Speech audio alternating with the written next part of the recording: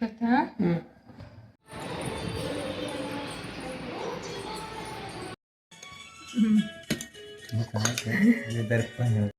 ಹೋಗು, ಅಮ್ಮ ಹೇಳಿದಕ್ಕೆ ಬೆಲೆ ಕೊಡ್ಬೇಕು. ಹೋಗು.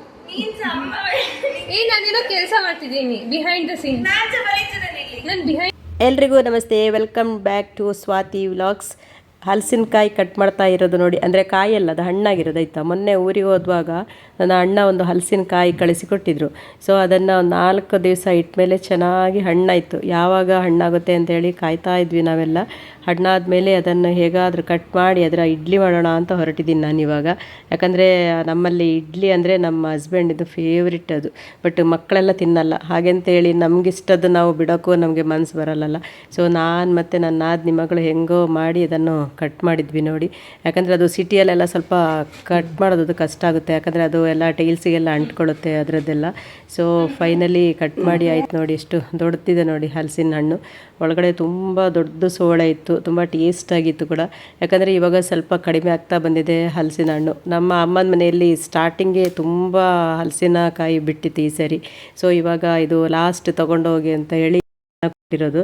ಇದನ್ನು ಕಟ್ ಮಾಡ್ತಾ ಇದ್ದೀನಿ ನೋಡಿ. ಈ ಹಲಸಿನ ಹಣ್ಣು ಕಟ್ ಮಾಡುವಾಗ ಊರಲ್ಲೆಲ್ಲ ಎಲ್ಲರ ಜೊತೆಗೆ ಸೇರಿ ಕಟ್ ಮಾಡೋದೇ ಒಂಥರ ಖುಷಿನೇ ಬೇರೆ ಇರುತ್ತೆ. ಇಲ್ಲಿ ನೋಡಿ ನಮ್ಮ ಭಾವನ ಮಗ, ನಮ್ಮ ನಾದಿನಿ ಮಗಳು, ಹಾಗೆ ಮಕ್ಕಳೆಲ್ಲ ಸೇರಿ ಇದನ್ನು ಕಟ್ ಮಾಡ್ತಾ ಇದ್ದೀವಿ. ಈ ಹಲಸಿನ ಹಣ್ಣಿನ ವಿಶೇಷತೆ ಅಂದರೆ ಅದೇನೆ, ಎಲ್ಲರನ್ನು ಒಟ್ಟಿಗೂಡಿಸುತ್ತೆ ಅದು. ಯಾಕಂದರೆ ಅದರಲ್ಲಿ ಕೆಲಸನೂ ಜಾಸ್ತಿ ಇರುತ್ತಲ್ವ. ಸೊ ಎಲ್ಲರೂ ಸೇರಿದ್ರೇ ಅದರ ಕೆಲಸ ಬೇಗ ಆಗುತ್ತೆ.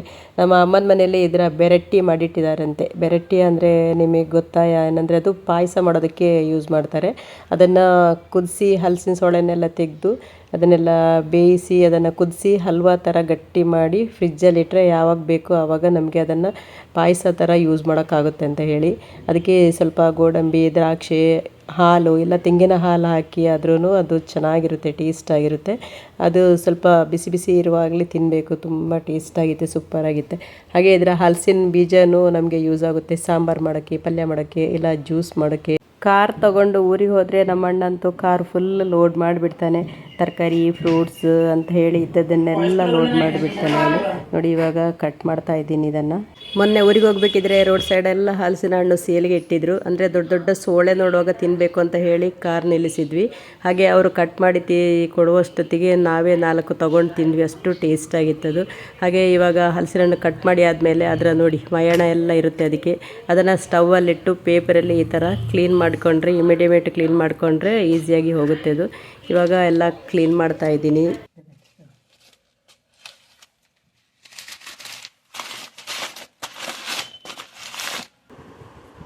ಇನ್ನೊಂದು ಪ್ಲೇಟ್ ತಗೊಂಡು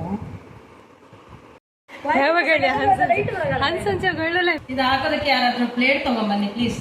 ನಾನು ಎಷ್ಟು ಕೆಲಸ ಮಾಡಿದ್ದೀನಿ ಅವಾಗದಿಂದ. ನಾನು ಯಾಕೆ ಹೋಗ್ಬೇಕು? ನೀನು ಹೋಗು. ಸೊ ವಾಟ್ ಅಂದ್ರೆ ಹೋಗು, ಅಮ್ಮ ಕೇಳ್ತಿದ್ದಾರೆ ಅಂದ್ರೆ ಹೋಗ್ಬೇಕು. ಹೋಗು, ಅಮ್ಮ ಹೇಳಿದಕ್ಕೆ ಬೆಲೆ ಕೊಡ್ಬೇಕು. ಹೋಗು. ನಾನೇನೋ ಕೆಲಸ ಮಾಡ್ತಿದ್ದೀನಿ ಬಿಹೈಂಡ್ ದ ಸೀನ್. ನಾನು ಬಿಹೈಂಡ್ ದ ಕ್ಯಾಮರಾ ಇದ್ದೀನಿ. ನೀನು ಜಾಸ್ತಿ ಜಗಳನೇ ಆಗುತ್ತೆ ಯಾವಾಗಲೂ. ಬಟ್ ಇದು ಒಂದು ಕೆಲಸನಲ್ಲ. ನನ್ನ ಕೈ ಹಿಂಗೆ ಇಟ್ಕೊಂಡು ಸುಸ್ತಾಗಲ್ವಾ? ನಾನು ಬೆಳಗ್ಗೆಯಿಂದ ಕೆಲಸ ಮಾಡಿದ್ದೀನಿ. ಮೊಬೈಲ್ ನೋಡಿದ್ದಲ್ಲ, ಊಟ ರೆಡಿ ಮಾಡಿದ್ದೀನಿ ಇವತ್ತು. ನಾನೇ ಸ್ಟಾರ್ಟ್ ಮಾಡಿದ್ದು ಇವತ್ತು.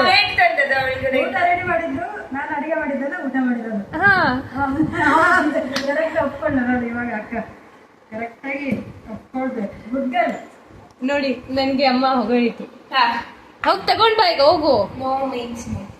ಹಾಗೆ ಮಾಡ್ಬಾರ್ದಾಯ್ತಾ ತಂಗಿ? ಏನು ನೀವು ಯಾರಾದ್ರೂ ಈಗ ತಂದು ಕೊಟ್ರೆ ನಿಮಗೆ ನಾಳೆ ಏನಾದ್ರೂ ನಾನೊಂದು ಇಡ್ಲಿ ಮಾಡ್ಕೊಡ್ತೇನೆ, ಓಕೆನಾ? ಸಾಫ್ಟ್ ಅದ ಇಡ್ಲಿ ಮಾಡ್ಕೊಡ್ತೀನಿ.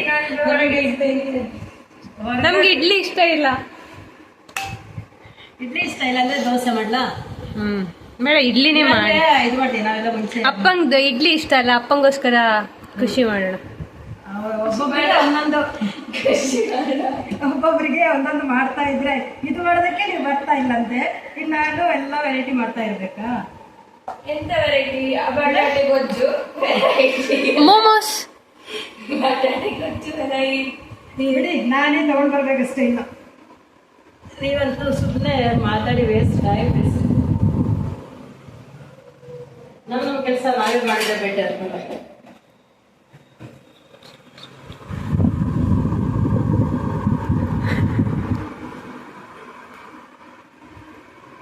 ನೋಡಿ ನಾನೇ ತಗೊಂಡು ಬಂದೆ, ನೀವು ಜಗಳ ಮಾಡದೆ ನಿಮ್ಗೆ ಕೆಲಸ ಮಾಡಿ ಆಯಿತಾ. ನನ್ನ ಕೆಲಸ ನನಗೆ, ನಿಮ್ಮ ಕೆಲಸ ನಿಮಗೆ. ಓಕೆ, ಇದು ಕೂಡಲೇ ಸಪ್ರೇಟ್ ಮಾಡಿದರೆ ಎಷ್ಟು ಈಸಿ.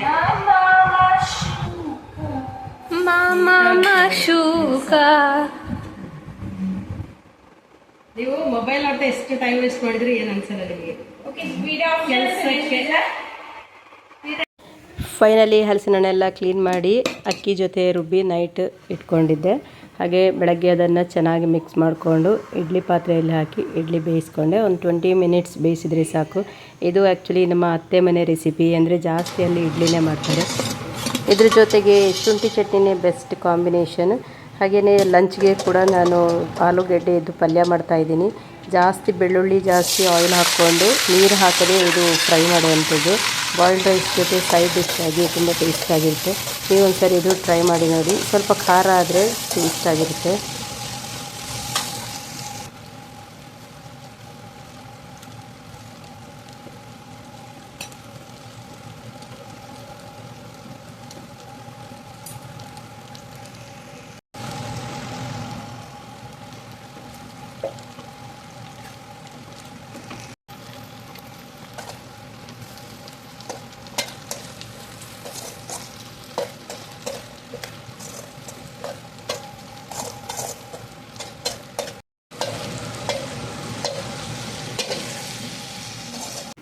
ರಂಬೂಟನ್ ನೋಡಿ, ಯಾರೆಲ್ಲ ತಿಂದಿದ್ದೀರಿ ರಂಬೂಟನ್? ಇವಾಗ ಇದರ ಸೀಸನ್ ಸ್ಟಾರ್ಟ್ ಆಗಿದೆ. ಇದೊಂಥರ ಕಟ್ ಮಾಡಿ ತಿನ್ನೋದಕ್ಕೆ ಚೆನ್ನಾಗಿರುತ್ತೆ. ಒಂಥರ ಕ್ರಾಸ್ ಆಗಿ ಕಟ್ ಮಾಡಬೇಕು, ಲಿಚ್ಚಿ ಥರ ಇರುತ್ತೆ, ತುಂಬ ಟೇಸ್ಟಾಗಿರುತ್ತೆ ಇದು ಕೂಡ. ಹಾಗೆ ನಾನು ರಂಬೂಟನ್ ಜೊತೆಗೆ ಇದು ಡ್ರ್ಯಾಗನ್ ಫ್ರೂಟ್ ಕೂಡ ತೊಗೊಂಡು ಬಂದಿದ್ದೆ. ಇದು ಪಿಂಕ್ ಡ್ರ್ಯಾಗನ್ ಫ್ರೂಟು, ತುಂಬ ಅಟ್ರಾಕ್ಟ್ ಇದೆ, ನೋಡೋದಕ್ಕೆ ಕಲರ್ಫುಲ್ ಆಗಿರುತ್ತೆ. ಇದರ ಪೆಟಲ್ಸ್ ನೋಡಿ, ಒಂಥರ ರೋಸ್ ಥರ ಪೆಟಲ್ಸ್, ಎಷ್ಟು ಚೆನ್ನಾಗಿ ಕಾಣಿಸ್ತಾ ಇದೆ ನೋಡಿ, ಫ್ಲವರ್ ಥರ ಕಾಣಿಸ್ತಾ ಇದೆ. ಸ್ವಲ್ಪ ಅದು ಸಪ್ಪೆ ಇತ್ತು. ಸೊ ಅಣ್ಣನಿಗೆ ಸಪ್ಪೆ ಇದೆ ಅಂತ ಹೇಳಿದರೆ ಐಸ್ ಕ್ರೀಮ್ ಹಾಕಿ ತಿನ್ನೋದಕ್ಕೆ ತುಂಬ ಟೇಸ್ಟ್ ಆಗಿರುತ್ತೆ ಅಂತ ಹೇಳಿದೆ. ಸೊ ಅದಕ್ಕೆ ನಾನೆಲ್ಲ ಕಟ್ ಮಾಡಿ ಇಡ್ತಾ ಇದ್ದೀನಿ. ಹಾಗೆಯೇ ಅದನ್ನು ಕಟ್ ಮಾಡಿ ಎಲ್ಲ ಫ್ರಿಜ್ಜಲ್ಲಿ ಇಟ್ಕೊಳ್ತಾ ಇದ್ದೀನಿ. ಇನ್ನೊಂದು ಡ್ರ್ಯಾಗನ್ ಫ್ರೂಟ್ ವೈಟ್ ಕಲರಲ್ಲಿತ್ತು. ಪೈನಾಪಲ್ ನಮ್ಮ ಅತ್ತೆ ಕೊಟ್ಟಿರೋದು. ಸ್ವಲ್ಪ ಹುಳಿ ಇತ್ತು ಅಂತ ಹೇಳಿ ಮಕ್ಕಳೆಲ್ಲ ಯಾರೂ ತಿಂದಿಲ್ಲ. ಸೊ ಇದರ ಜ್ಯೂಸ್ ಮಾಡಿ ಕುಡಿದೆ, ತುಂಬ ಟೇಸ್ಟಾಗಿತ್ತು. ಸ್ವಲ್ಪ ಸಕ್ಕರೆ ಹಾಕಿ ಸ್ವಲ್ಪ ಐಸ್ ಹಾಕಿದರೆ ಟೇಸ್ಟ್ ಆಗಿರುತ್ತೆ ಇದು ಕೂಡ. ಹಾಗೆ ನೋಡಿ, ಮಾವಿನ ಹಣ್ಣು ಸೀಸನ್ ಕೂಡ ಮುಗಿತಾ ಬಂತು. ಸೊ ನಾನು ಇದೆಲ್ಲ ಕಟ್ ಮಾಡಿ ಐಸ್ ಕ್ರೀಮ್ ಜೊತೆ ತಿನ್ನೋಣ ಅಂತ ಹೇಳಿ ಎಲ್ಲ ಕಟ್ ಮಾಡಿ ಫ್ರಿಜ್ಜಲ್ಲಿ ಇಡ್ತಾ ಇದ್ದೀನಿ.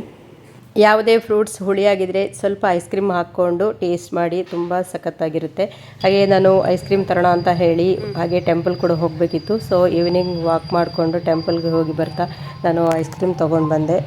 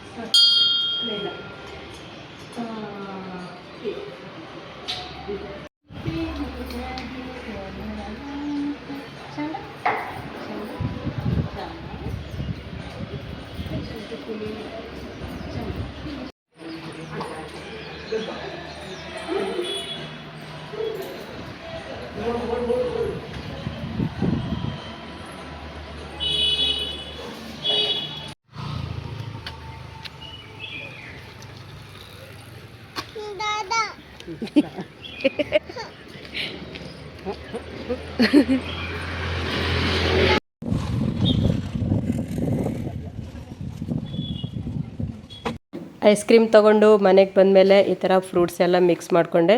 ಹಾಗೆ ಅದ್ರ ಮೇಲೆ ಸ್ವಲ್ಪ ಡ್ರೈ ಫ್ರೂಟ್ನೂ ಹಾಕ್ಕೊಂಡೆ. ನಿಮ್ಮ ಮನೆಯಲ್ಲಿ ಡ್ರ್ಯಾಗನ್ ಫ್ರೂಟ್ ಇದ್ದರೆ ಅದು ಸ್ವಲ್ಪ ಹುಳಿಯಾಗಿದ್ದರೆ ಈ ಥರ ಒಂದು ಸರಿ ಟ್ರೈ ಮಾಡಿ ನೋಡಿ.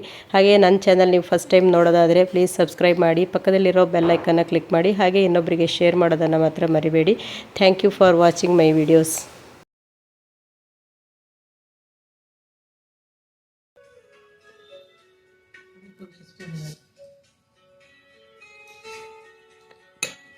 ಫಸ್ಟ್